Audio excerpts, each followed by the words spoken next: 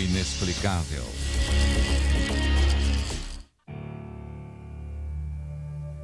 OVNIs, objetos voadores não identificados. Há anos, as pessoas dizem que os veem nos céus. Os antigos viam luzes misteriosas no céu, acreditavam que os deuses estavam vindo visitá-los.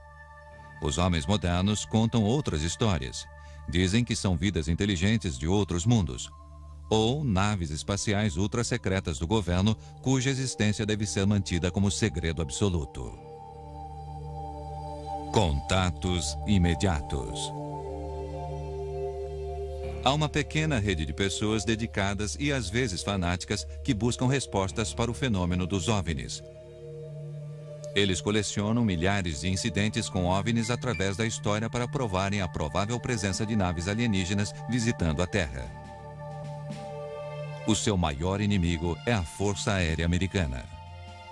As pessoas que acreditam em OVNIs frequentemente afirmam que o governo americano rotineiramente oculta informações a respeito dos objetos voadores não identificados, seja para proteger projetos militares clandestinos ou para manter delicadas informações sobre a tecnologia extraterrestre escondidas do público. Em março de 1997, milhares de pessoas viram uma série de luzes inexplicáveis no céu sobre Phoenix, no Arizona. Alguns acreditavam estar vendo uma gigantesca nave alienígena voando por sobre suas cabeças. Estas mulheres dizem que estabeleceram contato com uma nave espacial numa estrada perto de Houston. Elas dizem que desde então sofrem de problemas de saúde misteriosos resultantes de seu contato. Teriam estes observadores provas de contatos com OVNIs? Estaria o governo americano envolvido numa conspiração bem elaborada para esconder informações sobre os OVNIs da opinião pública? Ou ficarão sempre arquivadas e, consequentemente, inexplicáveis? No decorrer da segunda semana de março em 1997, muitos habitantes de Phoenix notaram luzes estranhas no céu. Todas as noites, por volta das 21 horas, uma formação curiosa aparecia. Durante toda a semana, uma corrente começou a agitar toda a comunidade ligada aos OVNIs. Telefones celulares, pagers e sites na internet espalhavam notícias sobre as estranhas atividades nos céus de Phoenix. O observador Tom King pegou sua estranha, mas profissional câmera feita em casa e partiu para a reserva indígena para poder obter uma imagem melhor das luzes. Eu as observei por alguns segundos. Não era um avião, não sei o que é. É hora de examinarmos estas coisas. Corremos até o carro para pegar nosso equipamento de vídeo e voltamos com telescópios e todo o equipamento para filmagem. Quando começamos a filmar, a primeira luz acendeu. 10 minutos depois, a formação completa se acendeu. Elas apareceram. Neste momento havia mais delas. Então uma outra luz apareceu perto de onde a primeira luz tinha aparecido. Um minuto mais tarde, uma mulher gritou que havia outra. Não sabia qual filmar. Elas estavam muito distantes. E mais uma e mais uma apareceu, formando uma sequência de 4. Isso é emocionante, não acontece todos os dias. Estas coisas estavam perto, eram do tamanho de meu polegar. Se meu braço estivesse esticado, talvez do tamanho da unha. Eram pequenos sóis alaranjados, muito brilhantes, mas que não iluminavam nada ao seu redor. São 4, estão voando juntos. Vejo o terceiro. Tem um atrás da chaminé. Vejo 4 deles. Tem um bem maior aqui, ó. Tem 5, apareceu mais um. Talvez seja brincadeira de alguém. Eles estão lá no céu. Mike Kirsten observou as luzes a 60 quilômetros a norte de onde Tom King estava filmando. Por 3 minutos, Kirsten filmou aquela excitante aparição. Quando vi aquilo, decidi filmar para mostrar a alguém que me explicasse o que era. Enquanto filmava, o conjunto de luzes começou a se aproximar como se fosse um avião.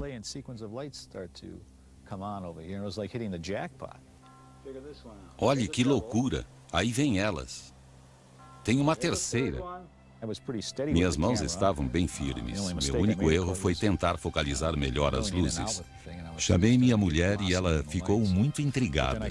Comecei a filmar às 22 horas e aparentemente pessoas viram a aparição daquelas luzes a partir das 20 horas e 30 minutos até as 22.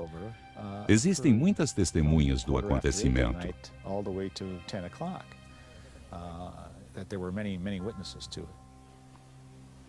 Sue, venha ver uma coisa. Venha dar sua opinião. O que é aquilo, hein? Oh, meu Deus! O que acha? Nunca vi coisa parecida. Ninguém sabia o que estava vendo. Nem mesmo os mais especializados que observaram o céu. Um piloto da aviação comercial e sua esposa, uma comissária de bordo, estavam bem embaixo da aparição espantosa. Eles preferiram não revelar suas identidades. Eram luzes muito fortes e tinham uma forma de ver. E vinham do sul e se moviam muito vagarosamente. Aparentemente não emitiam nenhum som. E observando atentamente, este V estava bloqueando a visão das estrelas. Como não fazia barulho, senti um calafrio. Quando ficou bem em cima, pensei, não sei o que estou vendo. Não era um avião normal. Ela se movia tão devagar que parecia flutuar no céu. Fiquei lá olhando até que desapareceu. O sistema telefônico da polícia de Phoenix ficou abarrotado com ligações que reportavam o estranho fato. Recebemos vários telefonemas. As pessoas não sabem para quem ligar quando uma coisa assim acontece. O único telefone que se lembram é o da polícia. Infelizmente, não há muito o que fazer em relação a isso. Não sabemos se era a Força Aérea, o governo. Honestamente, nem sabemos se era um OVNI. Os habitantes ligaram para a base aérea de Luke, que fica ali perto, para saber se eles tinham algo a ver com o show aéreo. Nas semanas seguintes, ao dia 13 de março, a Força Aérea não comentou nada a respeito. A Guarda Nacional do Arizona declarou que não fizeram nenhuma manobra naquela noite e que seu radar não detectou nada de incomum no céu. Apesar da negativa, a polícia de Phoenix insistiu em dizer que os militares deviam estar fazendo alguma coisa. O Novo México fica a leste, a Califórnia a oeste. Muitos mísseis são lançados em noites claras. Podemos vê-los a quilômetros daqui. Quando se vê algo inexplicável, provavelmente seja algo ligado à Força Aérea. Mas muitas pessoas não engoliram essa explicação. A vereadora de Phoenix, Frances Bearwood, decidiu falar sobre o assunto durante uma sessão da Câmara. Aparentemente, ninguém está investigando o fato. Gostaria de saber se alguém sabe se há alguma investigação em andamento. Pelo que vi na TV, tinha o tamanho de um campo de futebol e havia 7 luzes que se moviam juntas, como se estivessem presas a alguma coisa. Não sabemos se era uma brincadeira ou se havia mesmo algo lá em cima. Eu estou curiosa e as pessoas começam a fazer questionamentos. Muito obrigada. Houve um silêncio. E então eles continuaram. Foi como se dissessem. E daí? Depois da reunião, os outros vereadores vieram me dizer que não queriam mexer nesse assunto e que eu não devia ter levantado a questão.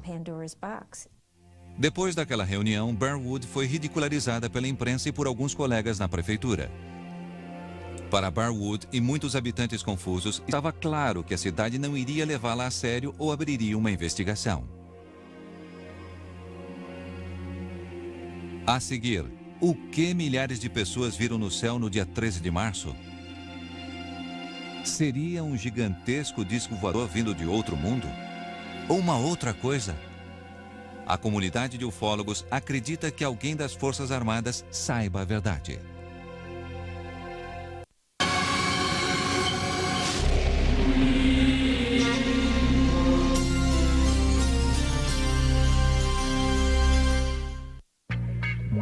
Está apresentando O Inexplicável.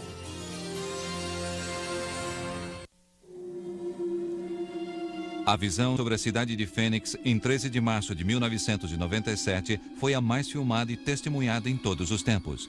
Milhares de testemunhas disseram ter visto as luzes e elas foram filmadas por câmeras de vídeo, fazendo desta aparição um fato único. Quanto mais o público pedia explicações, mais o governo americano se esquivava de apresentá-las, ignorando os pedidos de investigação. Estes observadores decidiram fazer o serviço sozinhos. Ted Lohman, um dos maiores estudiosos de OVNIs, assumiu a liderança. Lohman é metalúrgico que no final dos anos 80 quase ficou cego num acidente industrial. Durante a sua recuperação, seu pai passou-lhe os estudos de uma vida inteira sobre os OVNIs. Lohman mergulhou no que se chama de ufologia. Mais tarde, ele criou um programa de TV, um fórum público para o assunto. Eu me envolvi com a TV em 1990 para mostrar para o mundo que o fenômeno dos OVNIs existe de verdade e coloquei pessoas confiáveis falando sobre o assunto.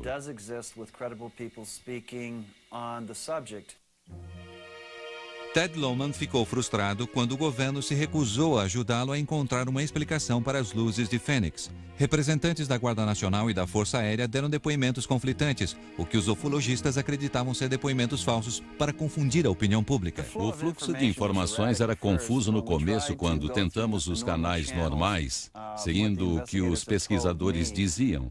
Eles ligaram para a base aérea de Luke e a mulher que os atendeu disse que havia mesmo uma grande quantidade de ligações e que minutos depois eles diziam que nada estava acontecendo e depois informaram que havia sinalizadores na área. A Guarda Nacional do Arizona, que originalmente dissera que não havia aviões no céu no dia 13 de março, em maio, depois que o jornal USA Today publicou o artigo sobre o acontecido, mudou a sua versão. Eles disseram que a Guarda Nacional de Maryland tinha feito uma visita e, durante exercício de treinamento, era responsável pelos foguetes de sinalização. Lohman decidiu examinar os vídeos caseiros feitos naquela noite para ver se esta nova explicação poderia ser confirmada. Quando recebo material como aquele de Fênix, sempre levo para pessoas que entendem do assunto. Contato Jim Delatosto ou alguém que seja da área e em quem eu confie, que examine o material e me dê sua opinião honesta sobre aquilo. Jim Delatosto é um entusiasta dos OVNIs e é presidente de uma empresa que produz material de computação gráfica para diversão e clientes aeroespaciais. Ele sempre colabora com os investigadores analisando filmes sobre aparições. Investigamos fotos de OVNIs por mais de 20 anos para outros investigadores fora dos laboratórios da polícia. Não publicamos relatórios. Nós damos informações para outros pesquisadores. Fazemos isso para pessoas na Rússia, Brasil, Flórida, Canadá e outros locais. Então, quando a aparição das luzes em Fênix, em março de 1997, nós fizemos a investigação e o medimos, não para provar que era ou não uma nave extraterrestre, e sim para guardar a informação. Delatosto concorda com Lohman que a aparição de Fênix não pode ser explicada como uma simples sequência de foguetes de sinalização. Podemos comparar com luzes de aviões, carros, balões, chamas e dizer elas são parecidas. Não eram. Geofisicamente, quando triangulamos e comparamos os 5 vídeos que foram feitos, chegamos à conclusão que não está nem um pouco perto do local, onde a Guarda Nacional alegou haver os foguetes de sinalização que duraram no máximo 10 minutos. Este fato aconteceu durante horas na noite de 13 de março. That only lasted 10 minutes, the setting off of flares. This event happened for hours on the night of March 13th. Muitas testemunhas questionam o local onde os sinalizadores foram arremessados, segundo a Guarda Nacional. Eles dizem que as luzes não desciam nem iluminavam as montanhas como os foguetes fariam. Eu gostaria de dizer que as luzes que vi naquela noite não eram definitivamente foguetes de sinalização. Eu joguei estes sinalizadores de meu helicóptero no Vietnã e estive no solo no Vietnã e vi sinalizadores serem jogados lá de cima. Vi sinalizadores de um caça serem atirados por outro caça e sei que eles têm um bruxuleio diferente. Eles caem de paraquedas e não conseguem manter uma forma em V constantemente enquanto estão no céu.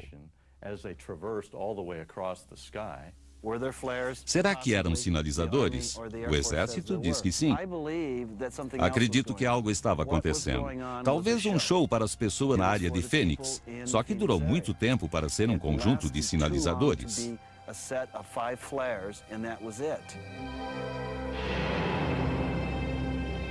O que realmente aconteceu na noite do dia 13 de março de 1997? Será que milhares de moradores de Phoenix viram uma nave extraterrestre passar por sobre suas cabeças entre as 20 e 22 horas? Os céticos questionam as técnicas dos chamados ufólogos.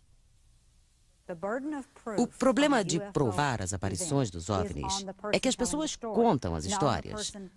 Para a ciência, assim como na vida, sua prova precisa ser sólida. Não pode haver outra explicação que seja mais lógica, ou mais fácil, ou mais provável. Meses mais tarde, a Guarda Nacional do Arizona publicou o que acabou sendo a explicação oficial para as luzes sobre Phoenix. Eles disseram que a visão fora provocada por uma aeronave visitante realizando manobra sobre a parte sul do Arizona. A tomada das 20h30 era a formação de aeronaves voando sobre a área. O que as pessoas viram eram sinalizadores largados por uma aeronave da Guarda Nacional do estado de Maryland em visita ao Arizona, na região sudeste de Phoenix. Essas luzes acabaram sendo atribuídas a discos voadores. Até mesmo alguns da comunidade de ufólogos aceitaram que sinalizadores poderiam ser as luzes vistas às 22 horas. Mas aeronaves convencionais não poderiam ser as responsáveis pela formação em forma de V que as testemunhas viram entre as 20 e 22 horas. O formato parece militar. As testemunhas têm uma impressão diferente do que poderia ter sido naquela noite. Se olharem um mapa de voo, que é muito importante, verão que eles teriam vindo de Anderson, Nevada, e se continuarmos mais para o norte e ao oeste, chegaremos à base aérea de Nellis e à Área 51. A Área 51 é o sonho dourado de qualquer ufólogo. Uma base militar no deserto de Nevada, não declarada em nenhum mapa do governo. A comunidade de ufólogos acredita que o governo dos Estados Unidos esconde uma grande quantidade de segredos nessa famosa base. As primeiras aparições vieram do noroeste em linha reta àquele corredor. Há muita especulação sobre terem vindo da base aérea Nellis ou da Área 51, talvez um tipo de avião de espionagem super secreto que veio nesta direção. Estes observadores não têm muita certeza sobre o que aconteceu na noite de 13 de março de 1997. Teorias sobre aviões de espionagem se proliferam junto com as teorias sobre as naves alienígenas, mas eles concordam que o governo deveria revelar informações sobre o que quer que fosse. Acho que posso falar pela maioria das pessoas ligadas à ufologia. Nós queremos saber a verdade. Talvez não gostemos de saber a verdade uma vez que ela seja revelada, mas queremos saber a verdade. Muitas pessoas, incluindo uma vereadora, pediram que fosse realizada uma investigação sobre o que aconteceu. Quando trabalho e eu pago impostos e paguei pelo combustível dos jatos em que eles treinam. Quando tenho uma dúvida séria sobre o que filmei, eu exijo respostas. Parece que há uma lei formal que dita que não façamos esse tipo de perguntas quando trabalhamos para o governo. Há tantas pessoas que viram o acontecido naquela noite. Eu nunca vi nada em minha vida, mas algo aconteceu naquela noite. Centenas de pessoas me contaram o que viram. Todas descreveram a mesma coisa. Algo aconteceu de verdade. Apesar das insistências da comunidade de ufólogos, a Guarda Militar disse que não havia mais nada a ser dito sobre as luzes sobre Phoenix no dia 13 de março de 1997.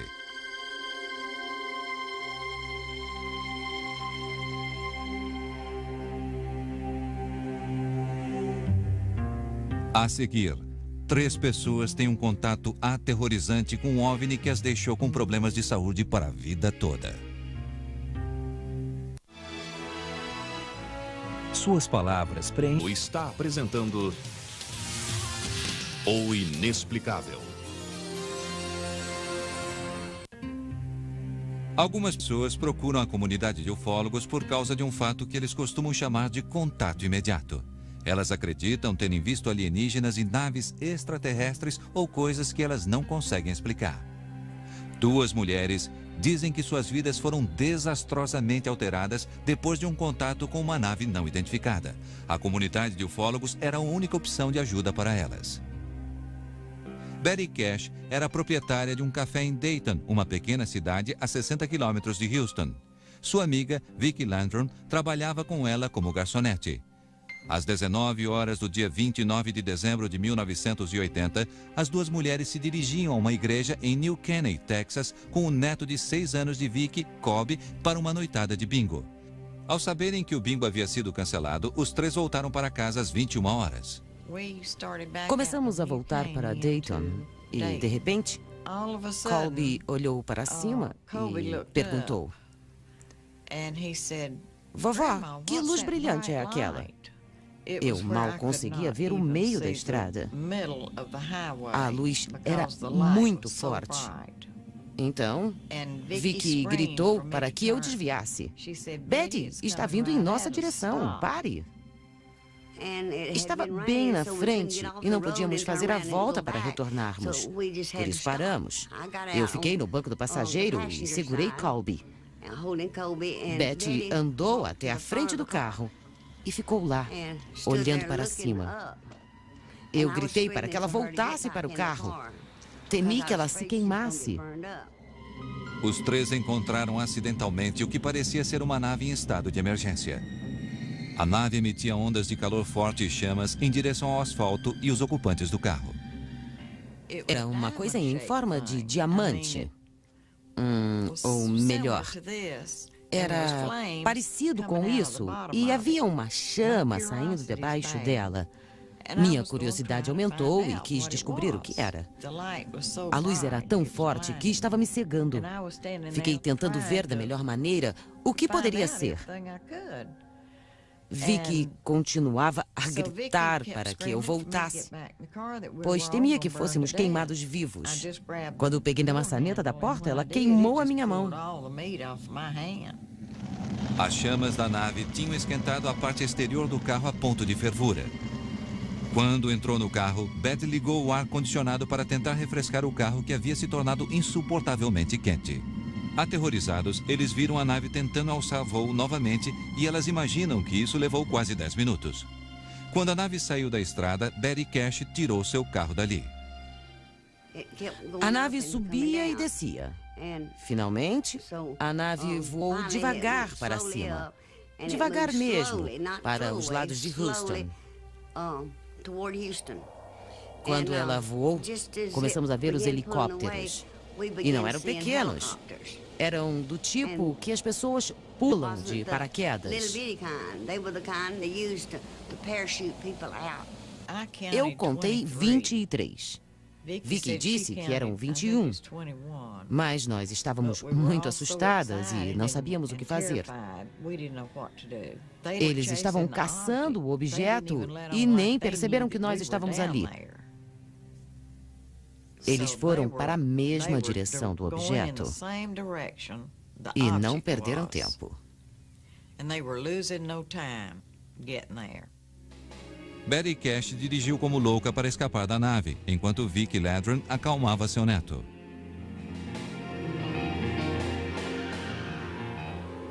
Mas ao dirigirem pela estrada, elas continuavam a ver a estranha caravana. Andamos uns 12 quilômetros e à nossa frente havia mais um grupo de helicópteros que estava voando com suas luzes de busca acesas. Estavam bem em cima de nós e eram muito grandes.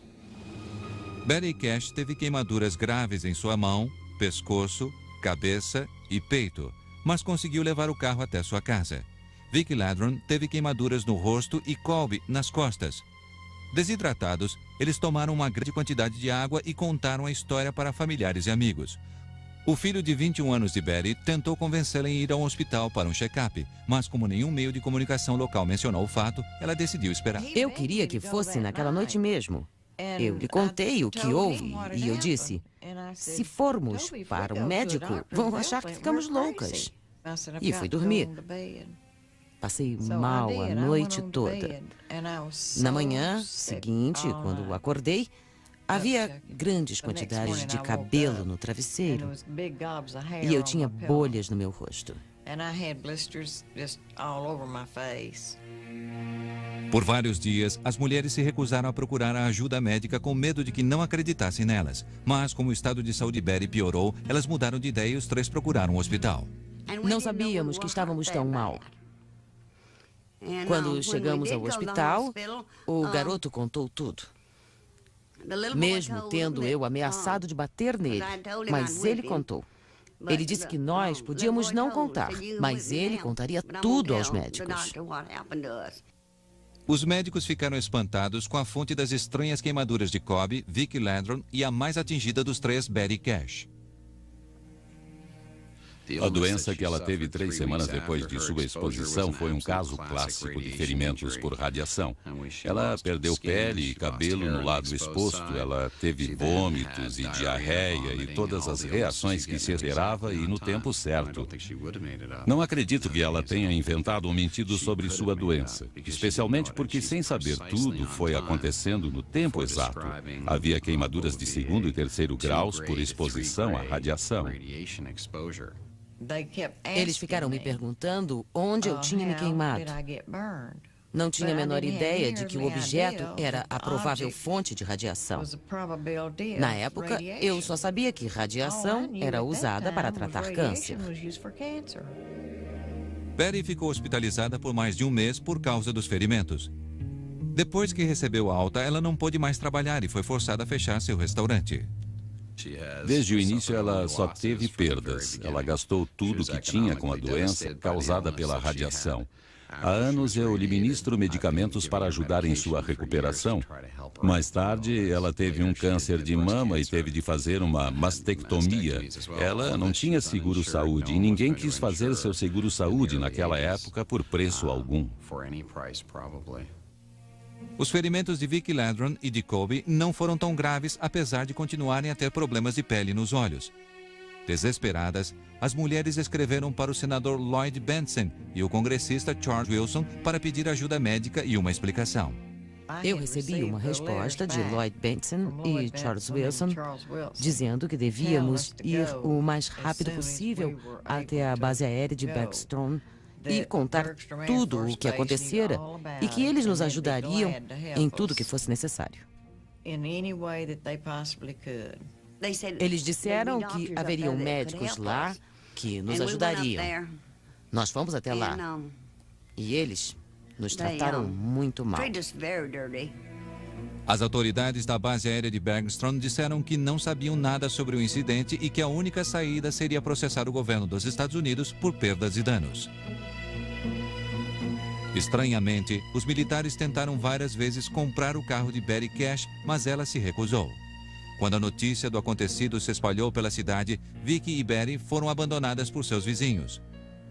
Um pastor ofereceu-se para ir até a casa de Vicki Landron para rezarem sozinhos, mas ela não aceitou.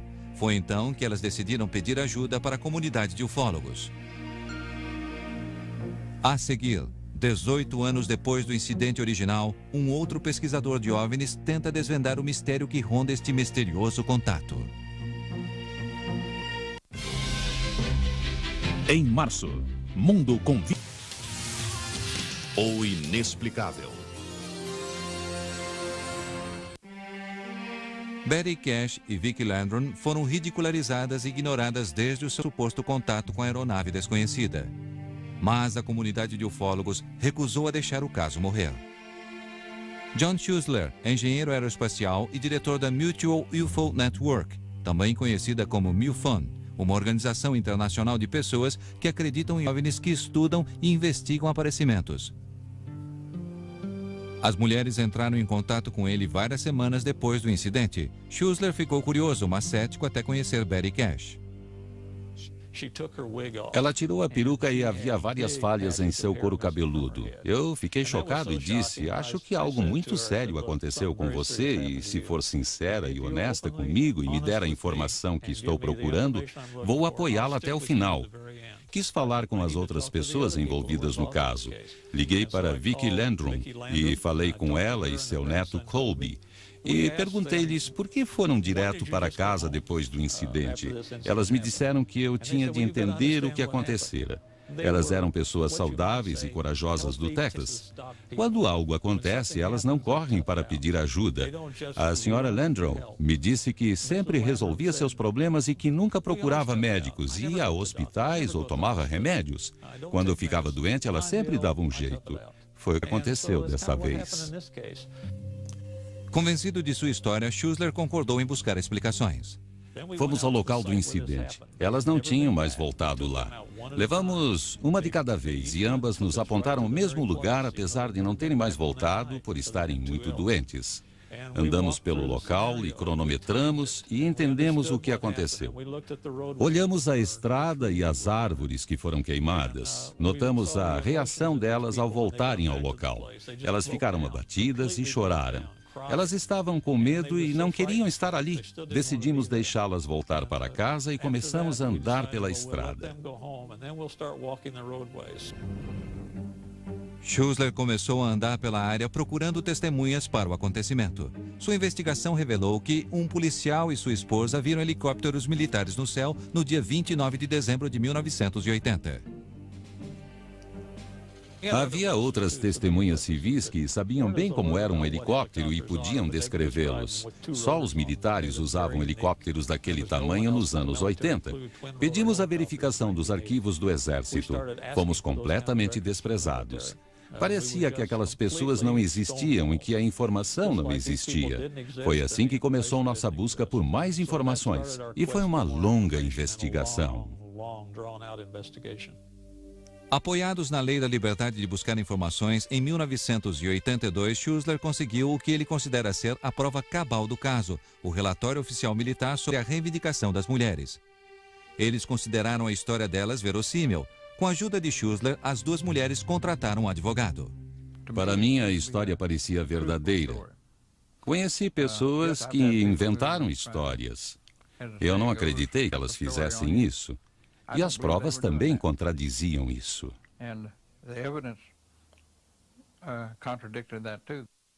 Quase 6 anos depois do suposto incidente, Betty Cash e Vic Landron acreditavam que elas conseguiriam algum alívio. Elas moveram uma ação contra o Estado e a audiência preliminar foi marcada para o mês de agosto de 1986.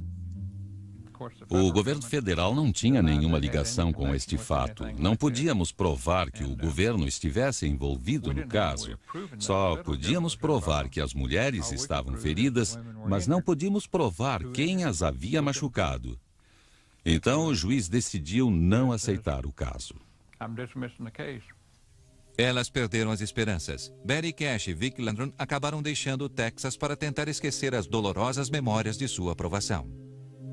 18 anos depois do acontecimento, depois que os jornais esqueceram a história, um outro pesquisador de OVNIs ainda busca respostas. Estamos chegando a Dayton, no Texas. Há um mistério aqui. Já fiz pesquisas e investigações, já me envolvi em investigações de homicídios e há provas e testemunhas oculares e, como investigador, acredito que as respostas estejam ali e acredito que acabaremos resolvendo o mistério sobre o que aconteceu na noite de 29 de dezembro de 1980. A picture of what transpired on December 29th, 1980. Ken Storch é um policial no subúrbio de Denver. Ele é membro do Mutual UFO Network e um ex-sargento da Força Aérea Americana. Enquanto servia às Forças Armadas, ele diz que foi obrigado a assinar um documento militar que o proibia de discutir os incidentes envolvendo OVNIs. Sua participação relutante num suposto disfarce do governo o fez solidário ao problema de Betty Cash e Vic Landron. Betty Cash, Vic Landron e Colby vieram por aquela curva e se confrontaram com o desconhecido. Era um objeto brilhante em forma de diamante e emitia o que elas dizem ser uma chama, ou uma luz muito intensa, ou uma fonte de energia. De acordo com Betty Cash, Vic Landron e John Schuessler, quando a nave desceu do céu, irradiou um calor intenso, derretendo o asfalto e contaminando a área toda. Isto caracteriza um contato clássico. Estamos no nível 0. Isto realmente aconteceu.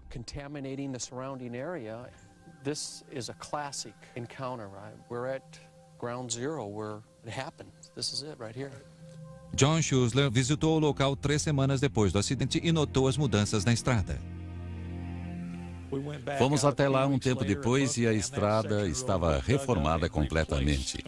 Contatamos todas as empresas de recapagem da cidade e do estado e todas responderam que não haviam trabalhado lá.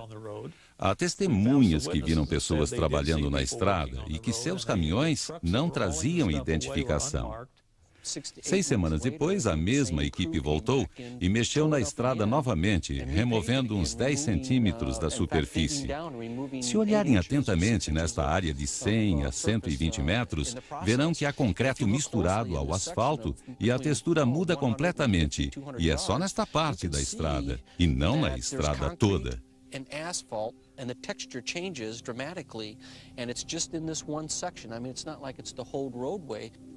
Stort notou que as mudanças feitas no asfalto da estrada correm paralelamente a um grupo de pequenas árvores na beira da estrada. Estas árvores são jovens comparadas com as outras que devem ter uns 40 a 50 anos de idade. Mas a falta destas árvores aqui indica que elas foram removidas. Por quê?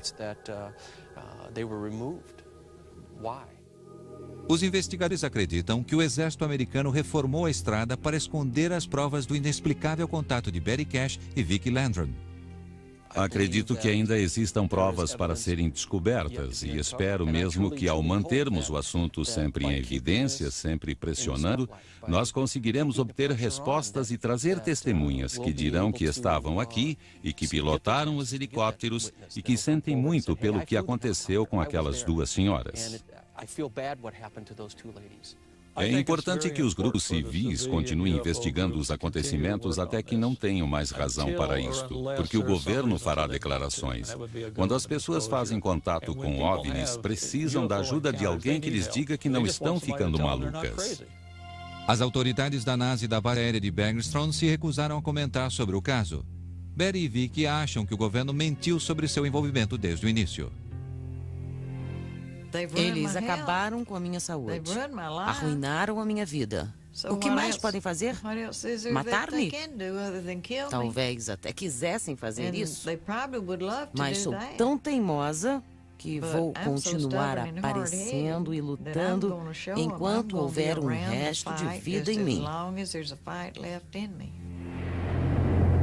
Será que Betty Cash e Vicki Landrum são vítimas de um projeto militar secreto? Haveria uma conspiração que esconde provas relacionadas ao que aconteceu na noite de dezembro de 1980? Elas levaram o caso para a justiça e perderam o processo no Tribunal Federal. Elas não conseguiram provar que o que aconteceu com elas foi provocado por uma ação do governo. Elas ficaram empolgadas.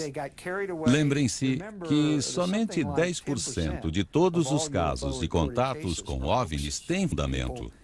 Muitas vezes, pessoas informam uma coisa sabendo que não é verdade. Os investigadores de OVNIs veem muitas coincidências no caso para ser uma armação. Qualquer outra radiação poderia ser provocada, mas é a combinação dos fatos onde se tem testemunhas oculares, outras testemunhas e mais os exames médicos que provam que os 2 casos aconteceram exatamente ao mesmo tempo. Este caso tem todas estas evidências. Acredito que Betty e Vicki fizeram um contato. Minha intuição diz que o governo está envolvido até o pescoço. Temos que pressionar o tio Sam para colocar as cartas na mesa para que possamos ter todas as informações.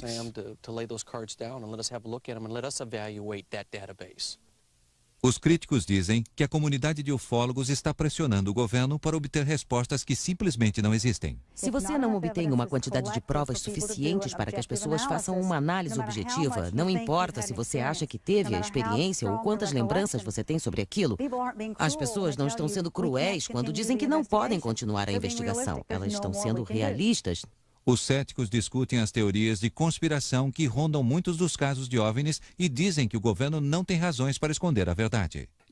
Depois do fato, você pode maquiá-lo e fazer dele uma coisa muito estranha e desconhecida. De acordo com a minha experiência, os militares não mentem sobre essas coisas. Eles se preocupam com sua imagem. Em primeiro lugar, o governo tem todo o interesse de mentir. E segundo, o governo mente de verdade. Temos toneladas de provas que demonstram que eles foram pegos com a boca na botija.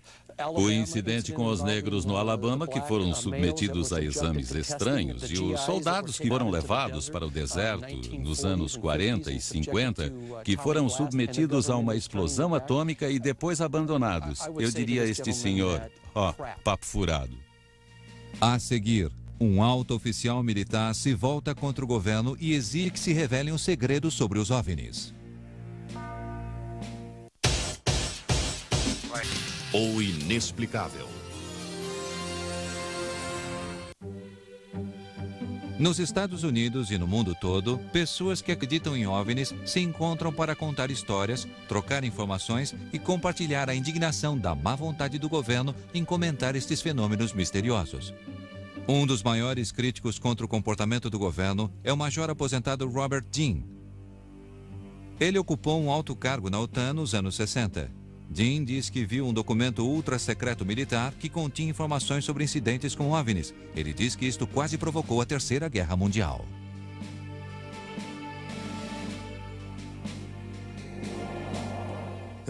O documento basicamente lidava com os estudos da OTAN sobre a veracidade das informações sobre os OVNIs.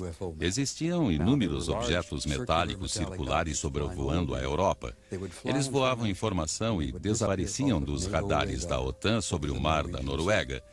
Este assunto quase nos levou à guerra com a União Soviética pelo menos uma dúzia de vezes naquela época por razões estranhas. Quando percebi que isso era a realidade e não um mito ou uma lenda, isso causou um impacto em mim que acho que nunca me recuperei. Dean e sua esposa Cecília formaram uma organização para educar e formar pessoas para irem à audiência nos congressos sobre o assunto. O Stargate International é literalmente uma organização internacional que se dedica basicamente a uma coisa: trazer à luz a verdade sobre os OVNIs e as informações sobre atividades extraterrestres que têm sido escondidas, decididas e negadas por tantos anos pelo nosso governo e por todos os governos neste planeta.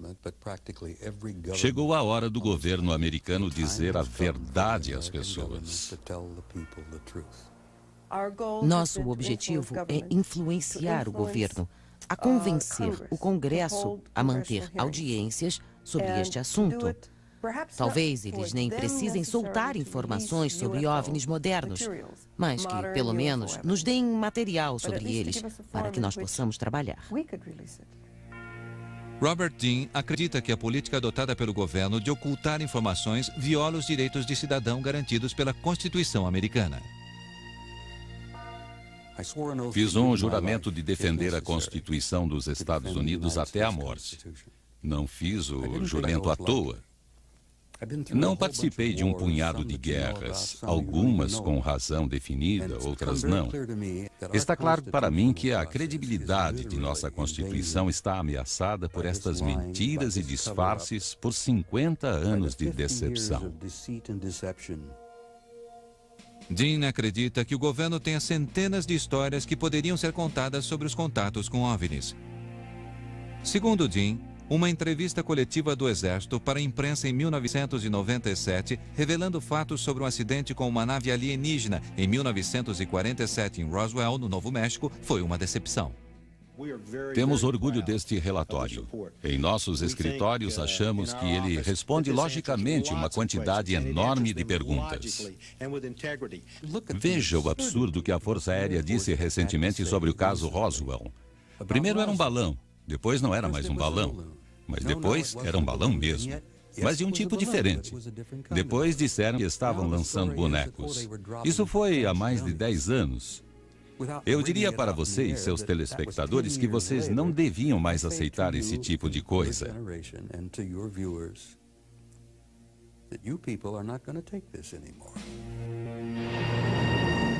Estaria o governo dos Estados Unidos escondendo segredos sobre os OVNIs e vida extraterrestre de seus cidadãos?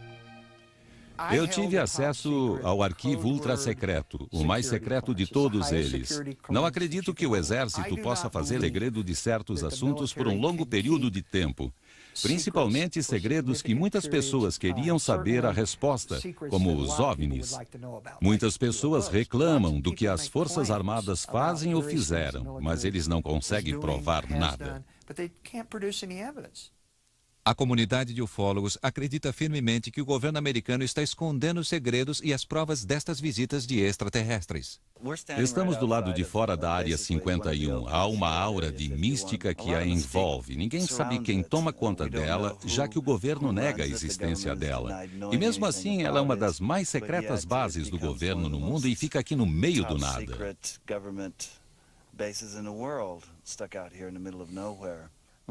Eu acho que em algum lugar do deserto vamos encontrar ossos enterrados, literalmente. Talvez a nave acidentada da história que ouvimos, lemos, e de alguns depoimentos, mas ainda não temos as provas físicas do acidente com um disco voador na Área 51 em mãos e não podemos mostrar para o resto da comunidade.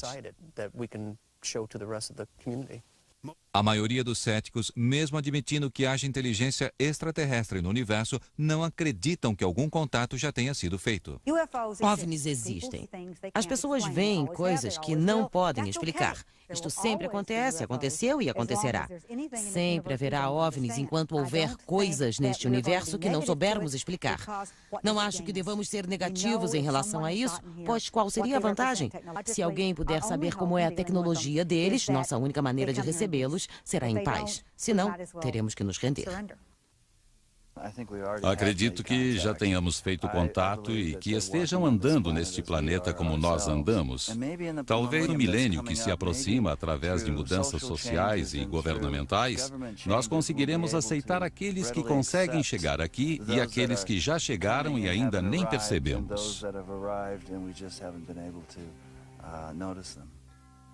Para a comunidade de ufólogos, a questão não é se fizemos contato, é quando. Estes observadores do céu continuarão a olhar as estrelas e a pressionar o governo na busca de provas irrefutáveis da existência de uma nave alienígena. Para o resto de nós, a verdade sobre quem e se alguém habita os céus e que segredos o governo esconde, provavelmente ainda estarão distantes e o segredo continuará inexplicável.